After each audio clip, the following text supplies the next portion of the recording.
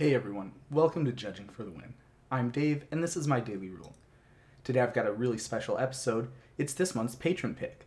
That means that today's topic was suggested and voted for by my supporters on Patreon. Thanks to all of you, and if you'd like to get on the next Patreon pick, the link is in the description below. Now, I really love this topic because I got to do a lot of really awesome and nostalgic research. So let's get started. Before I get into the real meat of this topic, I want to remind everybody that a lot of the decisions that were made, especially in old Magic, are stuff that makes a lot more sense if you understand the context behind it. So I'm going to be digging deep into the context behind a lot of these decisions. Another thing I want to point out is that Magic changes its rules all the time. There's one every set that changes. And so if I was going to go over all of the stuff that changed in Magic's history, well, the video would probably be about a month long. So in this compilation, I wanted to really focus on the heavy hitters, the ones that made the most impactful and the most memorable differences. And so hopefully I've done a good job. If I left out your favorite one, I'm sorry.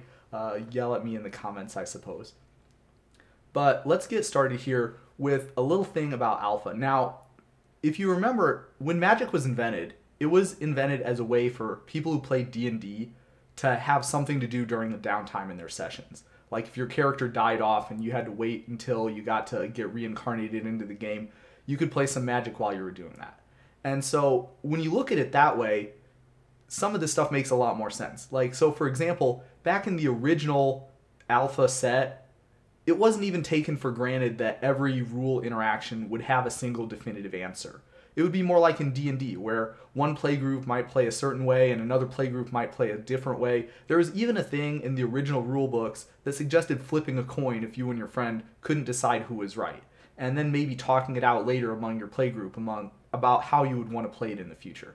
And that's what it was in the very beginning. Of course, when Magic tournaments came up, that sort of style really started to lose a lot of its luster, and the need became apparent for a specific correct answer in the case of any rules interaction that might come up. And a lot of the stuff that changed in the very early periods of Magic history came from these types of concerns that came about as a result of trying to turn Magic from kind of a just for fun pastime that you could kind of shoot the breeze with your friends into making an actual tournament viable game. And so that's where a lot of these first ones came up. And so the 4 of rule was one of those. It used to be that you could just play whatever cards you had. And the idea was that people wouldn't just buy cards until they had everything that they wanted.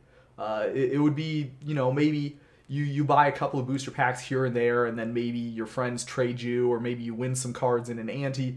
And that was how they originally envisioned stuff. It didn't happen to be the case that, oh, well, if I have all these Moxes, then I won't need any lands, and hey, if I have a bunch of lightning bolts, and that means that my opponent's guaranteed to be dead by X turn.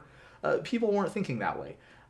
In the tournament Magic, of course, they had to put a cap on it, and so they put the 4 of rule in place. I'm actually kind of surprised that it lasted as long as it did. We haven't changed the 4 of rule or even suggested that it should be changed in all of Magic's history, which I think is a real testament to how they did it originally. So that's pretty awesome. Another thing was, of course, ante. The earliest Magic tournaments weren't playing with ante. It turns out there's some laws in the U.S. about doing stuff like that, and if you wanted to have Magic exist in a tournament framework, it was discovered pretty quickly that ante was probably not the way to go.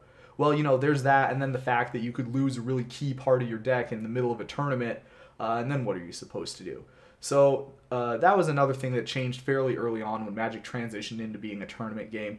And then the other thing, and this also happened during the beta-ish era, is the introduction of mulligans. So it used to be that if you didn't like your opening hand, then that was tough. Too bad. So now, of course, if you don't like it, you can send it back and draw 7 more. But there was a little bit of a catch with mulligans in beta. It's not the mulligan rule that you might be thinking of.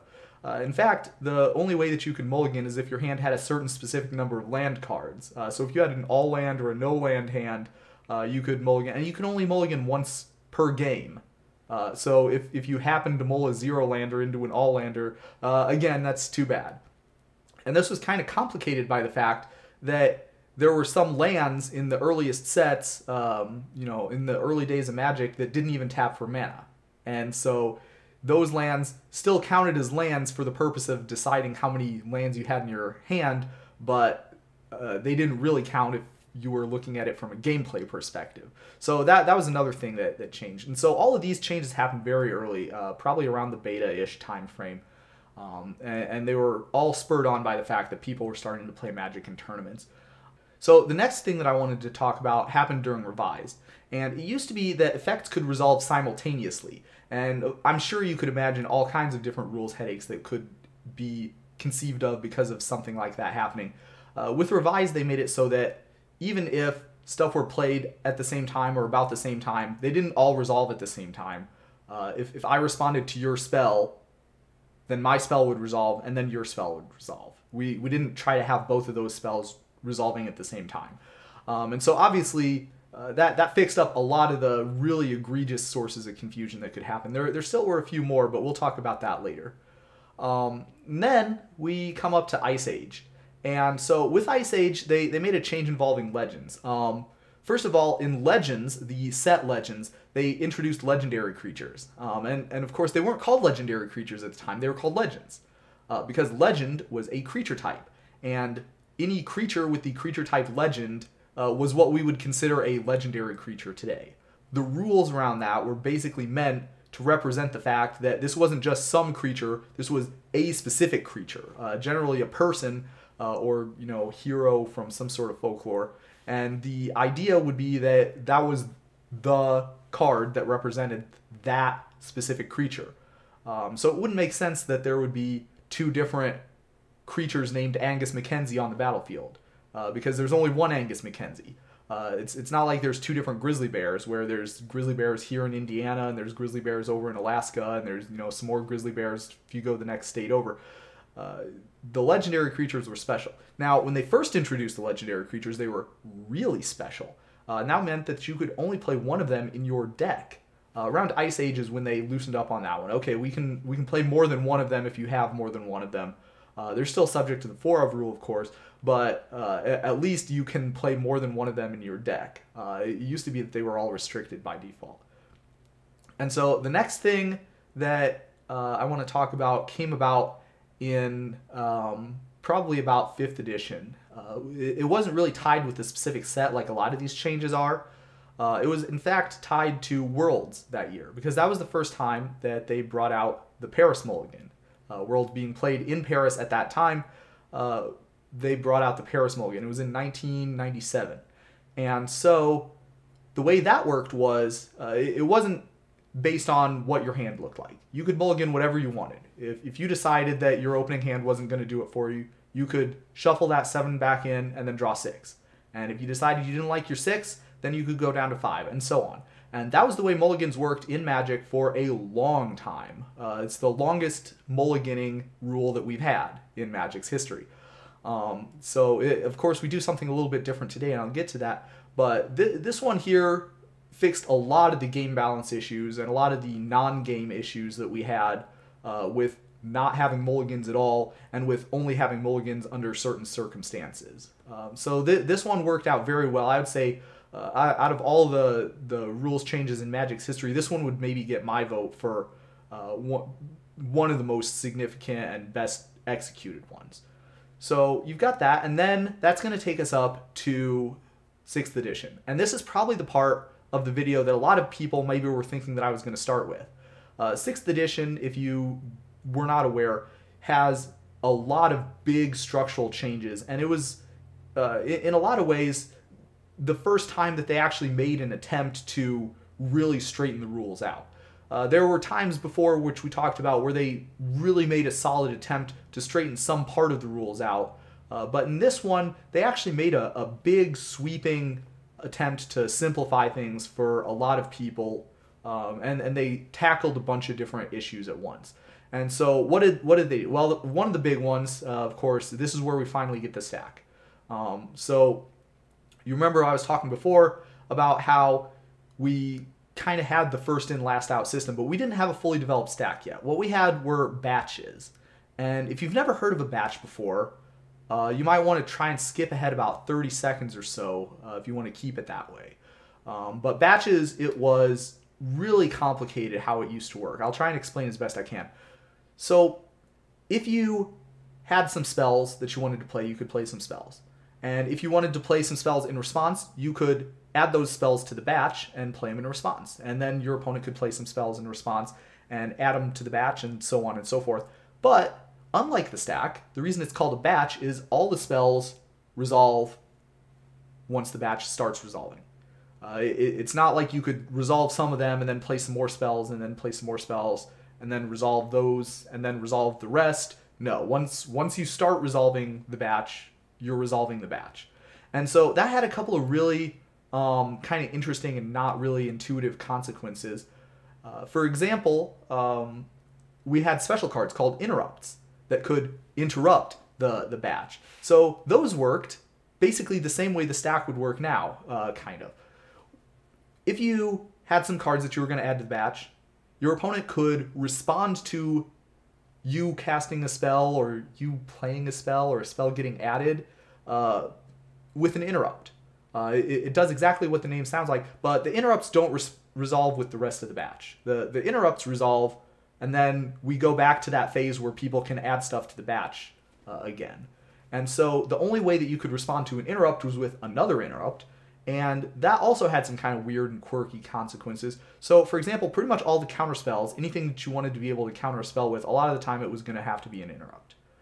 Right? Because otherwise there would be no way that it could target another spell that was an interrupt unless it was itself an interrupt. So that means that pretty much every counter spell from those eras was an interrupt. And then you had the problem of like, well, some spells are like Dark Ritual and they put mana into your mana pool. And so those also pretty much had to be interrupts too, if you wanted to be able to use the spell mana to cast interrupts. Then they had this weird type called a mana source, which was basically like a super interrupt.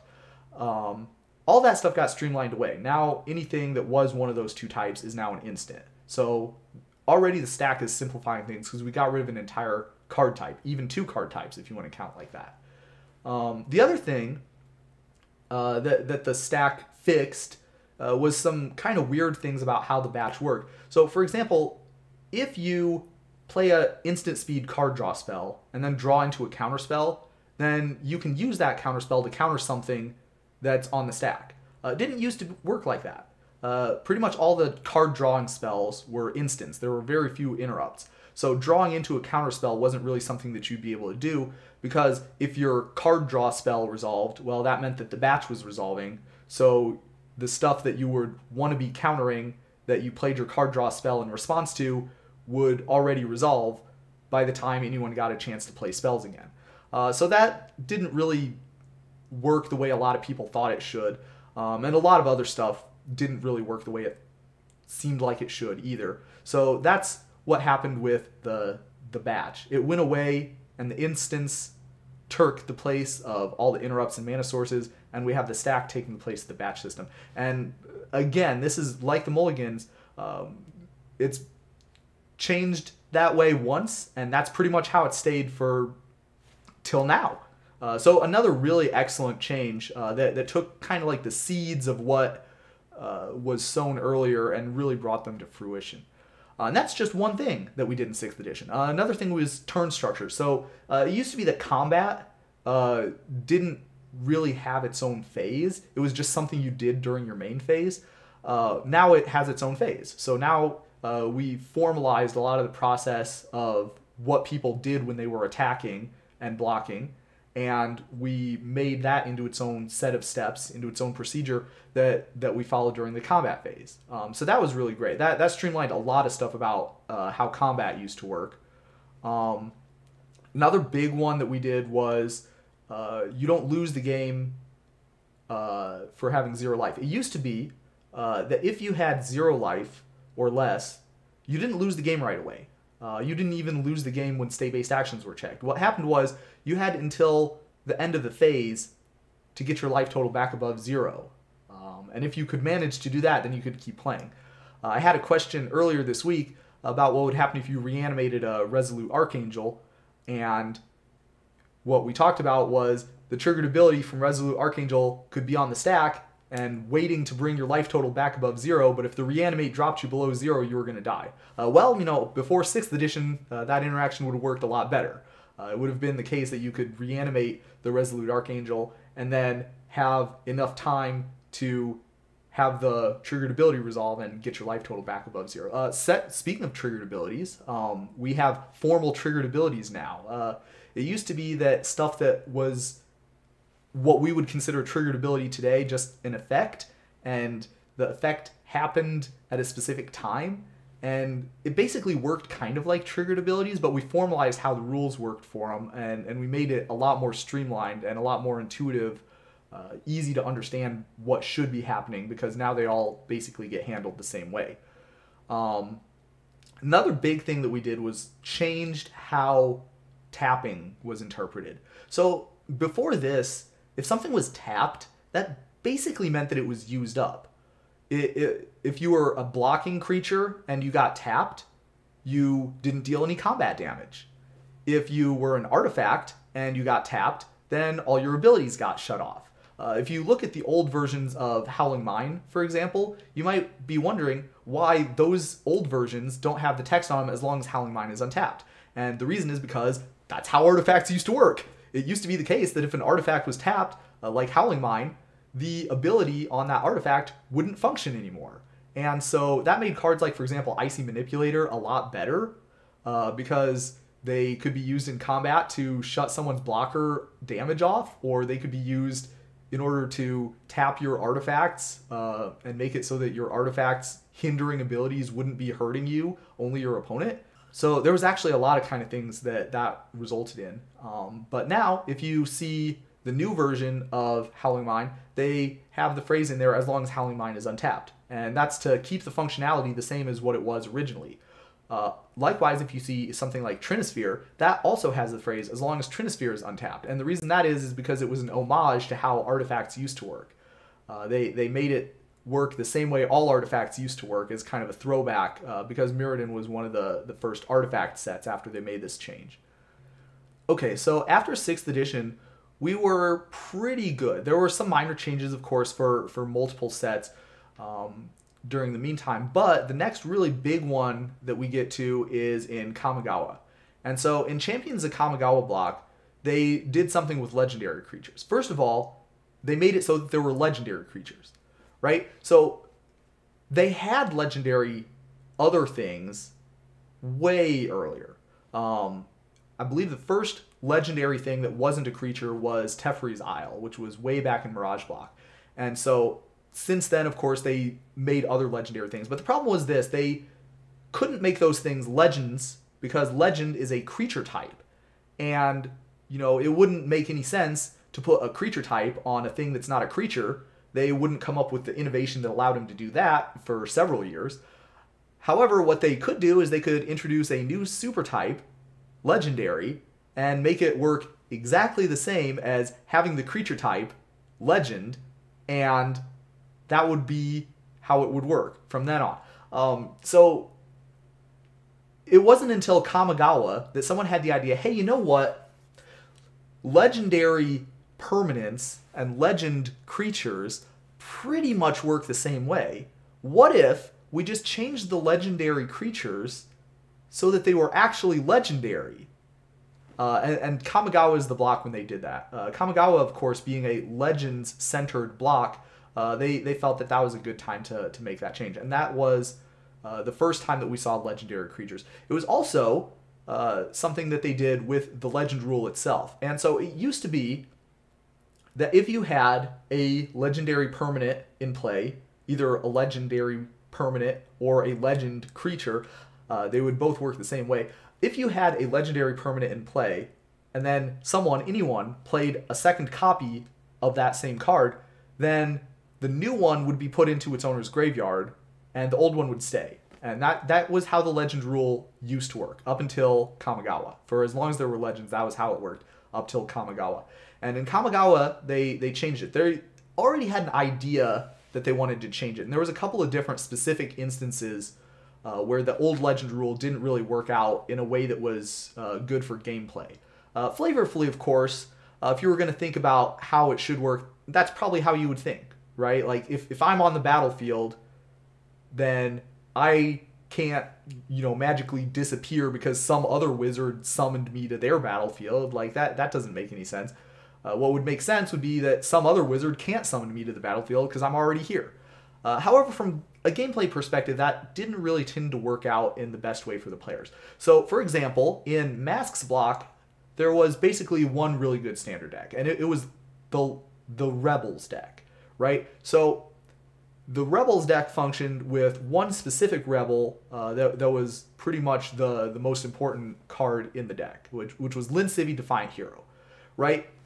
So as a legendary creature, or legend, Lin Civi Defiant Hero was really special.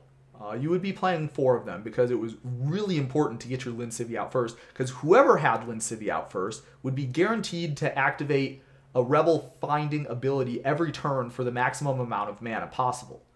And that was a really big advantage in these decks. And so much of an advantage that it was really beneficial to go first, because that meant you had the first chance of dropping an on-curve Lin Civi. And again, there was not really an on-color way to get rid of Lin Civi unless your opponent was dumb enough to attack with it, which they probably weren't. So that means that you would basically be kind of flipping a coin to see who would get the Lin Civi into play first. And whichever player that was had a really good shot at winning the game. The next really big issue that this came up with was in the Scourge block. And in Scourge, we had Chroma, Angel of Wrath. And the same sort of issue popped up again. Chroma being legendary, it was very much the case that you could have a situation where whoever got their Chroma in play first would win. Because once a Chroma was in play, there wasn't really a good way to get rid of it or deal with it in general outside of having your own Chroma. Which, of course, because it was legendary, you couldn't really have your own Chroma to deal with it. Those two were the real impetuses for making people want to change the legend rule. And what we did was, in Kamigawa, hey, there's a lot of legends in Kamigawa. Now would be a pretty good time to change the legend rule, because we don't want one of those two types of situations to be overshadowing everything else in Kamigawa block standard.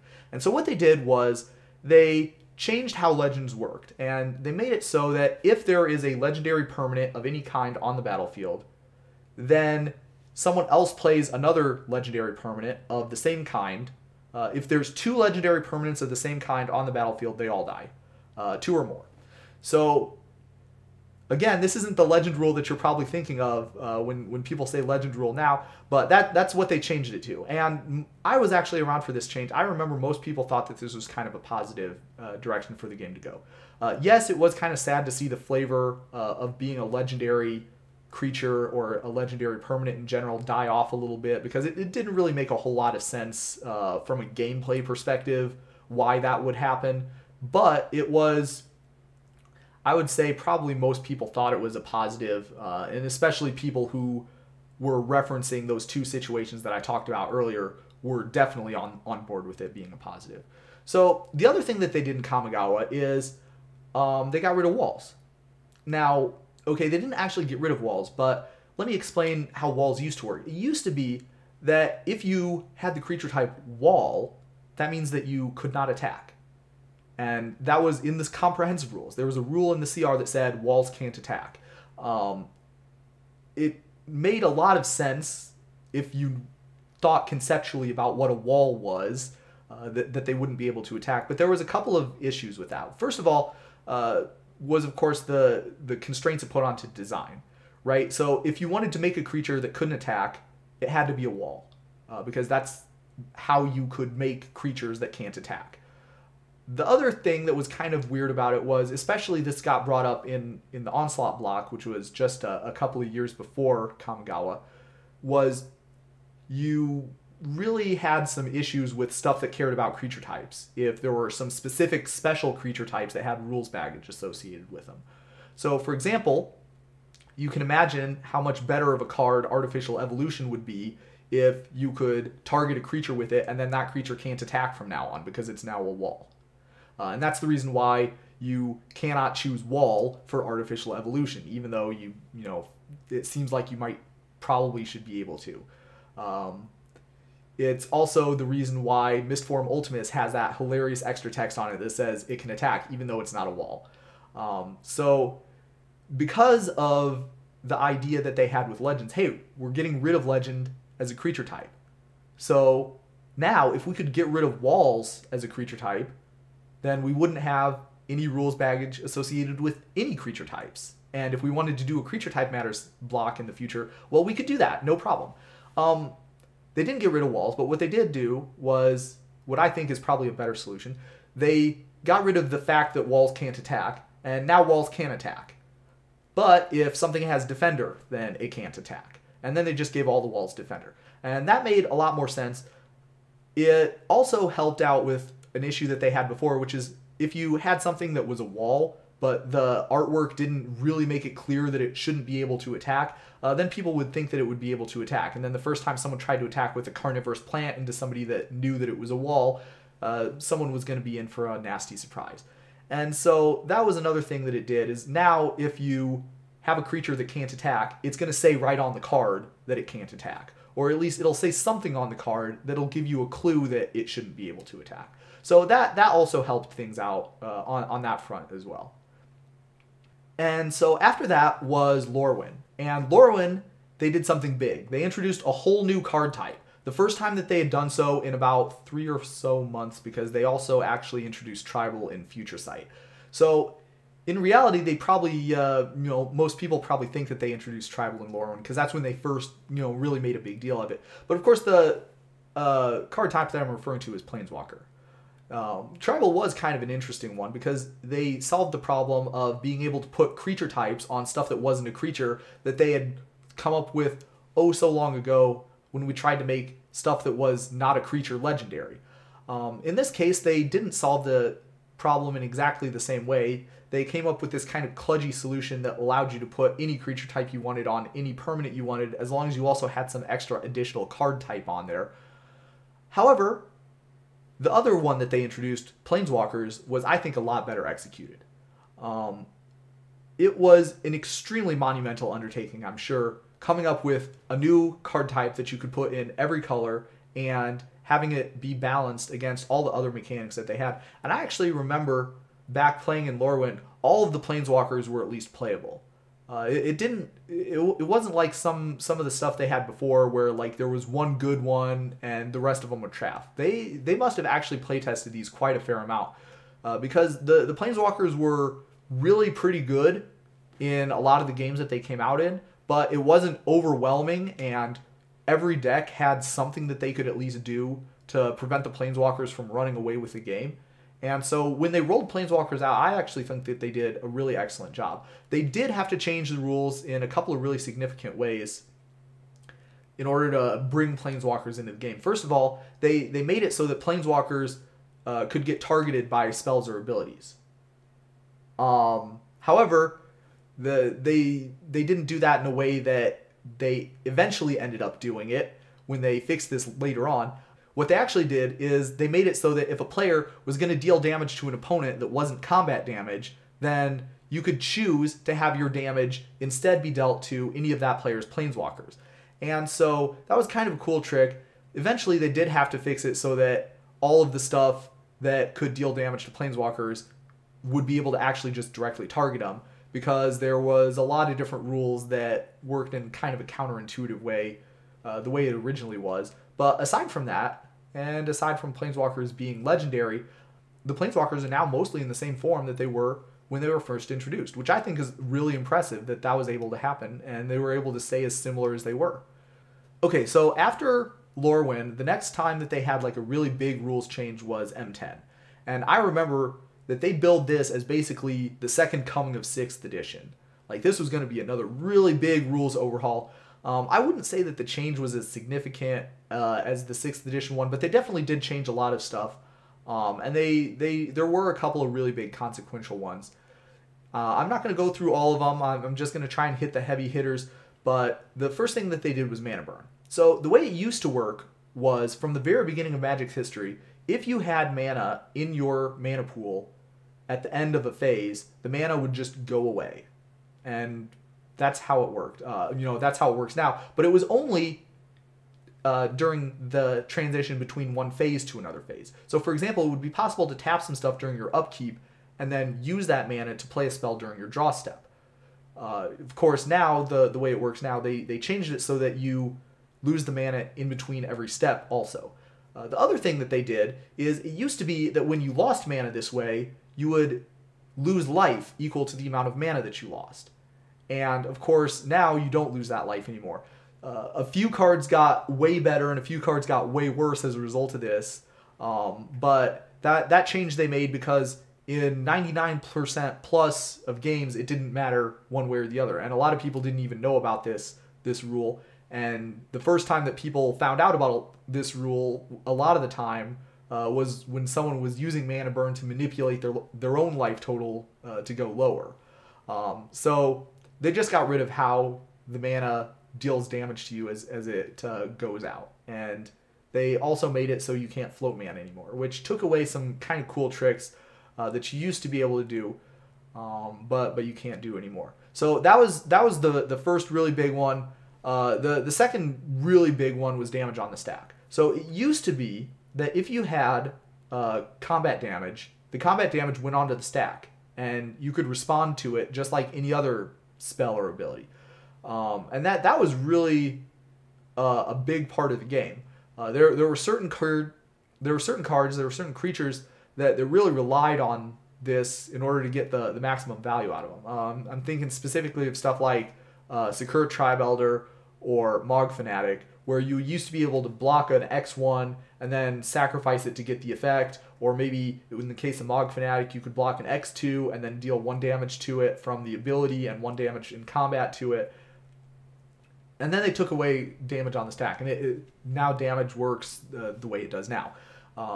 So that was the big one that everybody was thinking was, wow, we're really shaking things up by getting rid of that. And they did. They changed the playability of a lot of cards that way. They changed how a lot of fundamental interactions work. And a lot of people had to, kind of retrain themselves to do combat step a little bit differently because of what was different.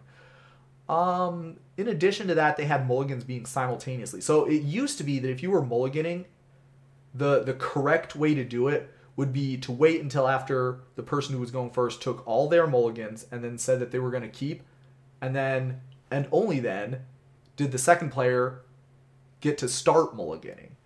So you can imagine that this wasted a lot of time. Most people took the mulligans simultaneously the way that we do it nowadays. They used to do it that way too in order to save time. But the problem was that if you were a really serious tournament player and you really wanted to eke out every percentage point that you could, the correct play was to wait until your opponent was done mulliganing and only then start to take your mulligans. And this did come up, right? Because if I know that my opponent is going down to 5, that might affect what kinds of hands I would be willing to keep. Whereas if I knew my opponent was on 6, maybe some of those cards that I would want to look for, maybe they're not as important anymore, or maybe I would be willing to accept a hand that I might not have if my opponent was going to 5. So those types of considerations, it really added a lot of extra time to the mulliganing process because you had to wait your turn in order to get to mulligan. The ability to say, I'm mulliganing also, and then have the shuffling your cards happen at the same time as your opponent was shuffling their cards, that really streamlined things. I think everybody was in favor of that change. And then finally there was the damage assignment order. So they kind of overhauled how combat worked. It used to be that if you had like 3 creatures that were all blocking the same creature, I could put 1 damage on each of your X3s that was blocking, and then I could play a Pyroclasm afterwards, and then I'd kill all 3 of your X3s. Of course, now you can't do that. Now you have to have a damage assignment order where I deal my damage to this creature first, and then to this creature next, and then to this creature next. And I can't deal any damage to the later creatures in the damage assignment order until I've assigned lethal damage to all the earlier ones.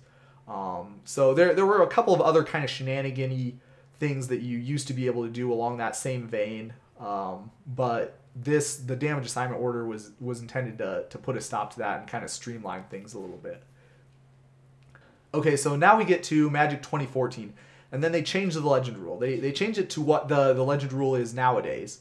or at least very close to it, with one kind of minor thing that I'll get to later, which is that now if you have two legendary permanents that are controlled by different people, that's a-okay, no problem. And it's only going to be an issue if the same person controls two legendary permanents that are the same name, in which case you keep one of them, of your choice, even. And so the real main impetus for that one, I think, was that they didn't want stuff like Clone and Phantasmal Image being used as a removal spell. So it used to be, of course, like with the old legend rule that I talked about in the Kamigawa era, it used to be the case that, since all the legendary permanents would be getting put into the graveyard, you could clone your opponent's legendary creature, and then you would get to put all of them into the graveyard. Phantasmal Image worked great for that because it was pretty frail, but hey, if they're all going to die the next time state-based actions are performed, then it did its job admirably. And for 1 and a blue mana, killing any legendary creature was a really excellent mode to have for that card. It wasn't really a change that I think a lot of people were as unanimously behind as the legendary rule change that we had in Kamigawa, but I think most people were okay with it, and it was kind of an adjustment to not be able to get as much value out of our copying effects as we used to, but it was also kind of cool to be able to actually clone somebody else's legendary creature and get to use it for ourselves. So that was also a fine change, I think. The next really big thing that happened was in Battle for Zendikar era, and that was when they changed the Mulligan rules again. And so up until then, we had the Paris Mulligan, where you shuffle your hand back in and then you draw one less card. And at Worlds that year, which happened to be in Vancouver, so they called this the Vancouver Mulligan, we did the exact same thing as the Paris Mulligan, except with one extra, which is that if you had a starting hand size that was less than your maximum starting hand size, then you also got to scry one at the beginning. And what they came up with this one, after a lot of kind of doomed data mining and examining what the win rates of people who mulliganed were, and they found that it was still significantly less if you took a mulligan. Your chances of winning the game was significantly less than if you hadn't taken a mulligan. And so in order to give a little bit more extra advantage to people who took a mulligan, they gave the idea of, well, we'll get to scry one at the very beginning of the game. And a lot of the pros were happy about this change. A lot of people were talking about how it's going to make things a lot more even, and it's going to reduce some of the non-games that happened with mulliganing. And of course, that's kind of the idea behind mulligan rules, is to make it so that there's less non-games in general. And of course, there's two problems that can happen. One of the problems is that by random chance you get an unplayable hand, and the other problem is that if the mulligan rules are too lax, then the combo decks are going to do degenerate stuff when they easily get to their combos. So they have to kind of balance those two in order to make a good mulligan rule, and I think a lot of people think that was a step up from the previous one. So then in Rivals of Ixalan, we got the final version of the legend rule that we have worked towards for this time.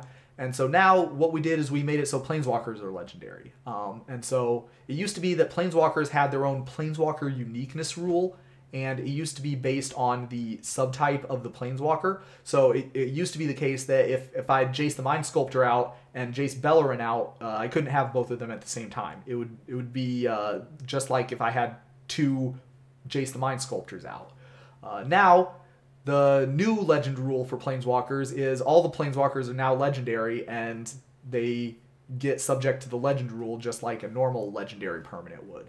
And so the cool part about the old Planeswalkers, where they were based on the type, it's kind of made sense. Again, from a flavor perspective, it doesn't make sense that I could have Jace Beleren and Jace the Mind Sculptor both helping me out. But I guess at this point we figured that we're pretty much, the die is cast, and if we're going to have game balance on one side and flavor on the other side, and we have to throw one of them away, we're keeping the game balance.